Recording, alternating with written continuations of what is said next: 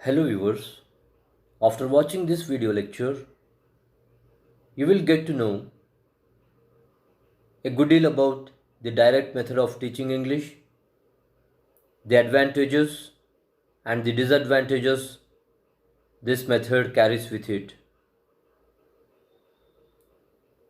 The direct method is also known as the natural method of teaching a language. The direct method disallows the use of the vernacular. By vernacular, we mean the language that is spoken by the native people. We will get to know all these things in the course of this particular video.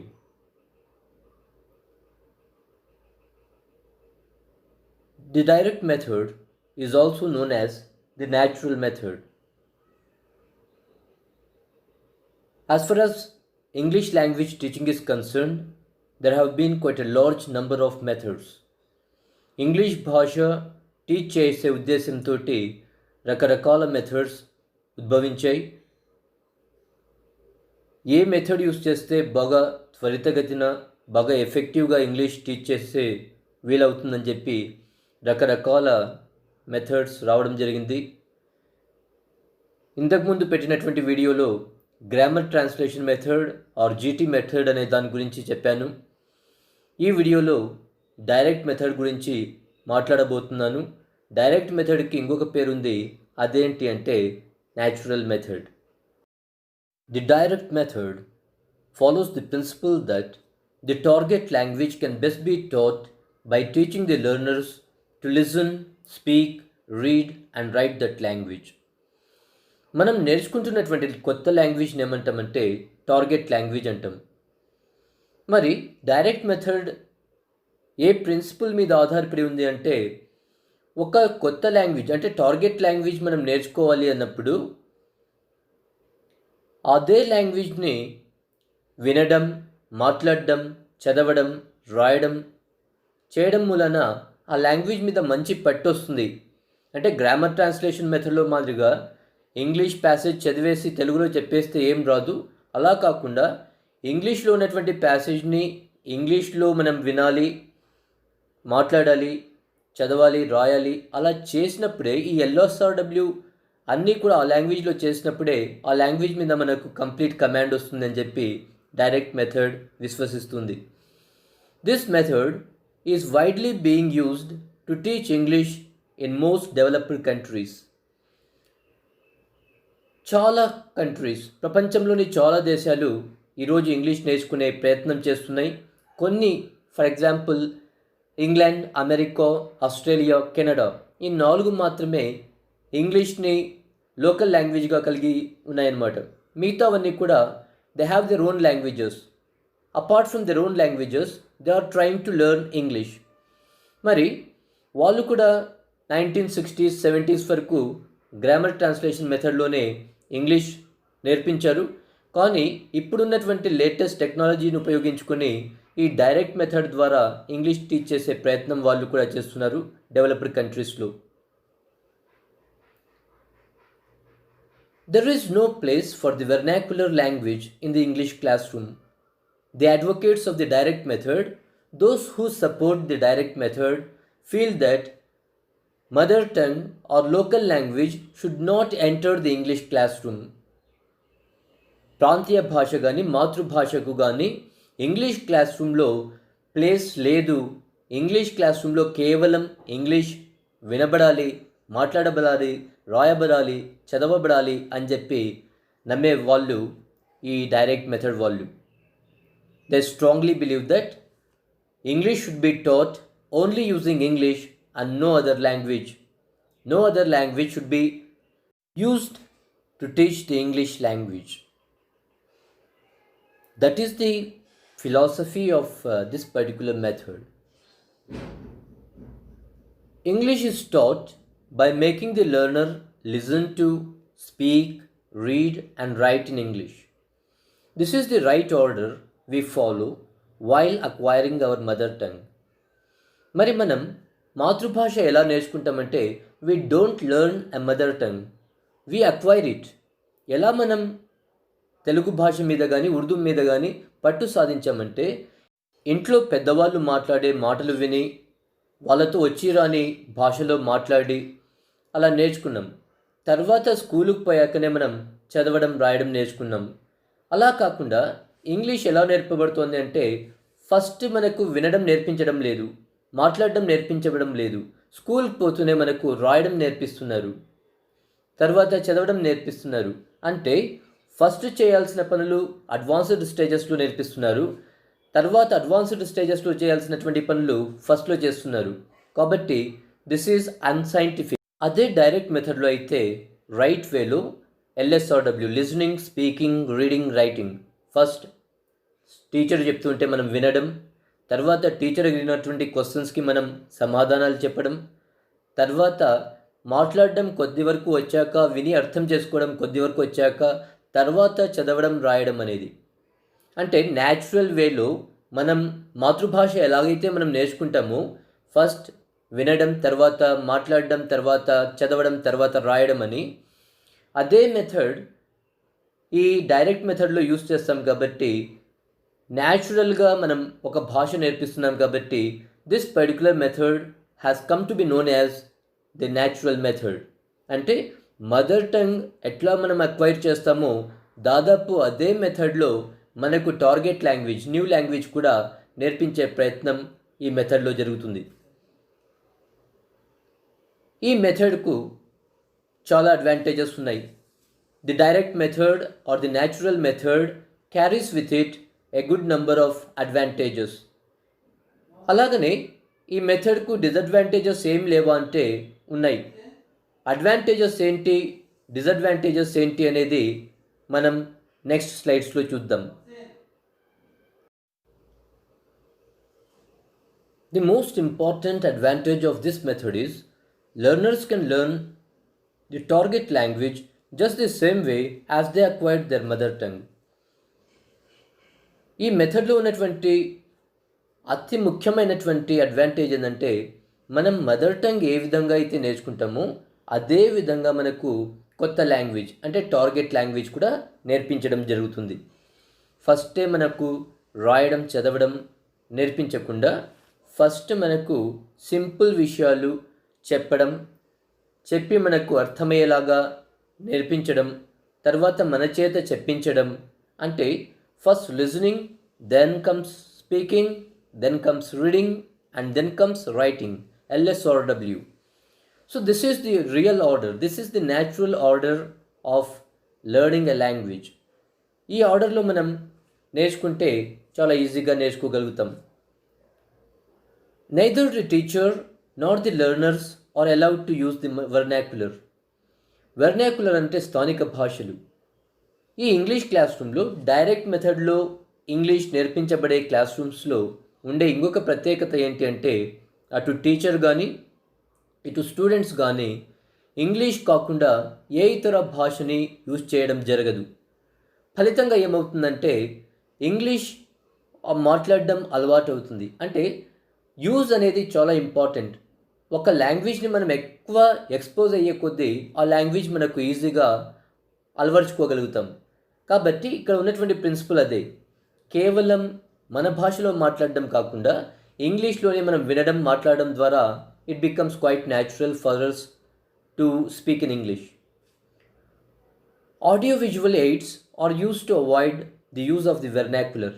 Vernacular అంటే ఏంటో కాదు, స్థానిక భాష, mother tongue కానీ L1 కానీ అంటాం.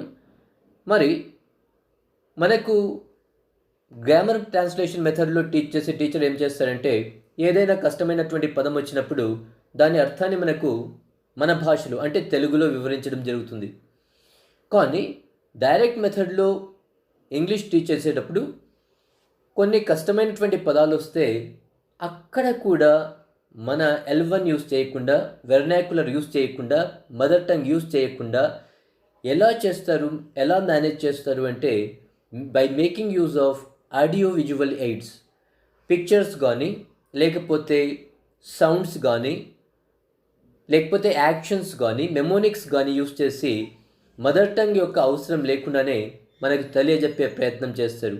For example camel అంటే ఏంటి అంటే సింపుల్గా మనకు క్యామెల్ అంటే ఏంటో కాదు, ఒంటె అని చెప్పేస్తారు.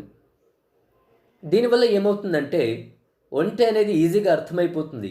But at the same time మనం ఎప్పుడు క్యామెల్ అనే పదం విన్నా కూడా ఫస్ట్ మన మైండ్ క్యామెల్ అంటే అనే ఒంటె అనే పదం దగ్గరికి తీసుకుపోతుంది.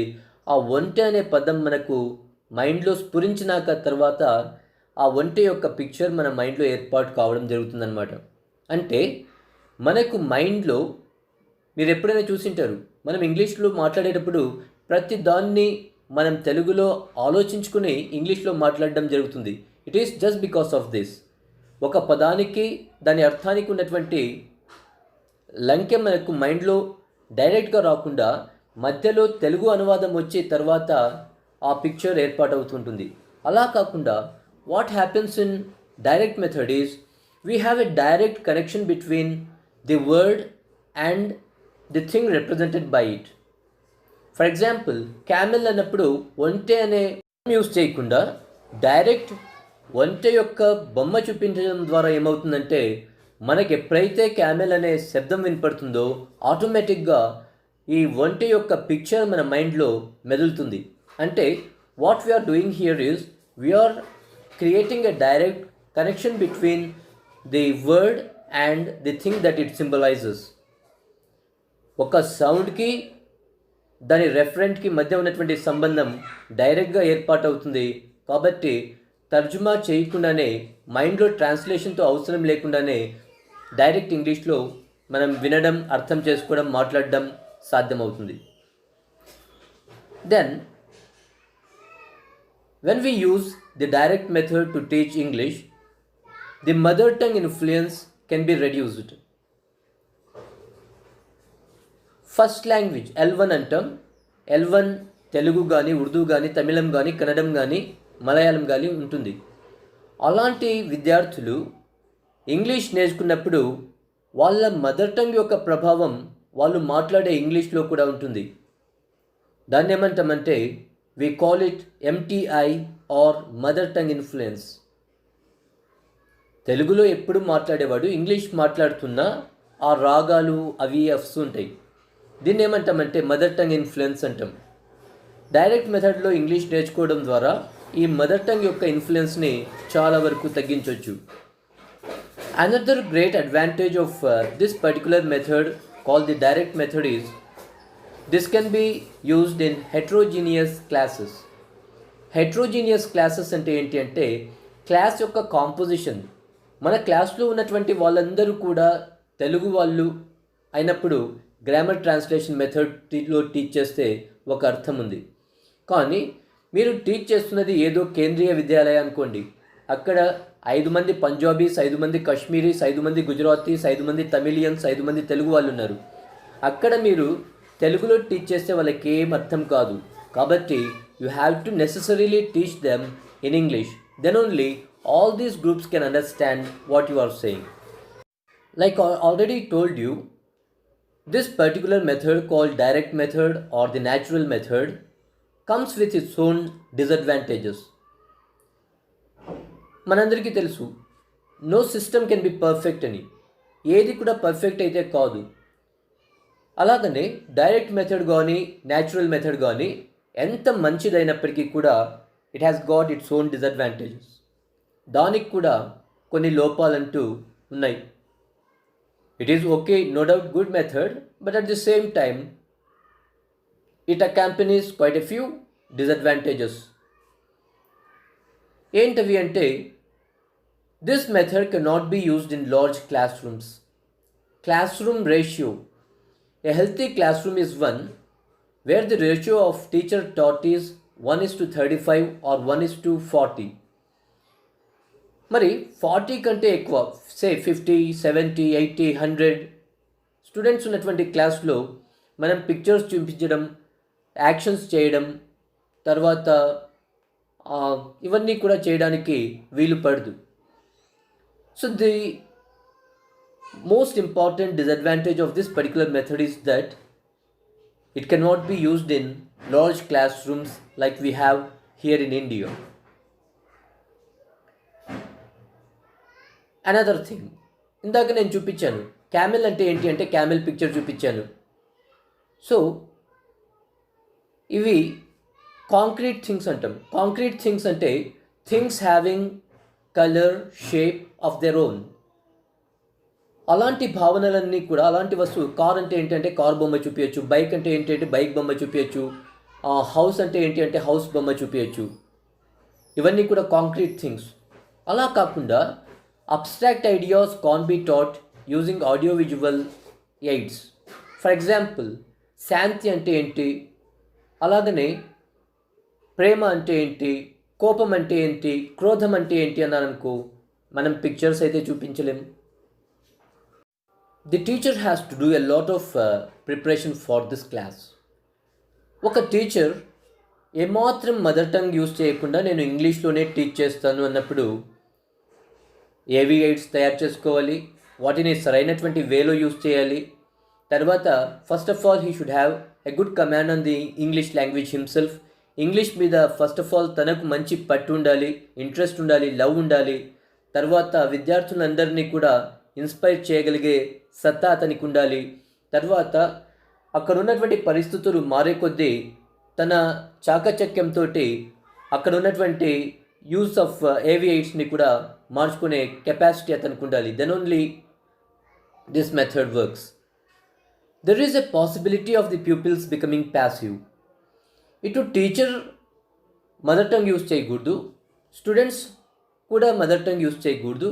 అలాంటి పరిస్థితుల్లో టీచర్ బాగా ఇన్స్పైర్ చేయగలిగేవాడైతే స్టూడెంట్స్ కూడా బాగా ఇన్స్పైర్ అయ్యి కొత్త కొత్త పదాలు నేర్చుకుంటారు, కొత్త కొత్త సింటాక్స్ నేర్చుకుంటారు, తర్వాత గ్రామర్ కొంత పట్టు సాధిస్తారు. క్లాస్ రూమ్లో ఇంటరాక్షన్ జరుగుతుంది. అలా కాకుండా ఎప్పుడైతే average students, below average students ఉన్నటువంటి క్లాస్లో టీచర్ వచ్చి ఒక్కసారిగా కండిషన్ పెట్టాడనుకోండి, రేపటి నుండి ఎవ్వరు కూడా ఇంగ్లీష్లో మాత్రమే మాట్లాడాలి, ఇంగ్లీష్ తప్ప ఏ ఇతర భాష మాట్లాడకూడదు అని. అలాంటప్పుడు most of the peoples or students become passive. మనకెందుకులే అని చెప్పి సైలెంట్ అయిపోతారు. క్లాస్ రూమ్ ఇంటరాక్షన్లో అసలు వాళ్ళు తమ ప్రభావాన్ని చూపించకుండా ప్యాసివ్గా ఉండిపోతారు. ఎందుకంటే మాట్లాడితే ఇంగ్లీష్లో మాట్లాడాలి. ఎవరో కొందరు ఆ కెపాసిటీ ఉన్న వాళ్ళు మాట్లాడుతూ ఉంటారు, వింటూ ఉంటారు, అర్థం చేసుకుంటుంటారు, క్వశ్చన్ చేస్తారు. వాళ్ళకి అది ఛాలెంజింగ్గా ఉంటుంది.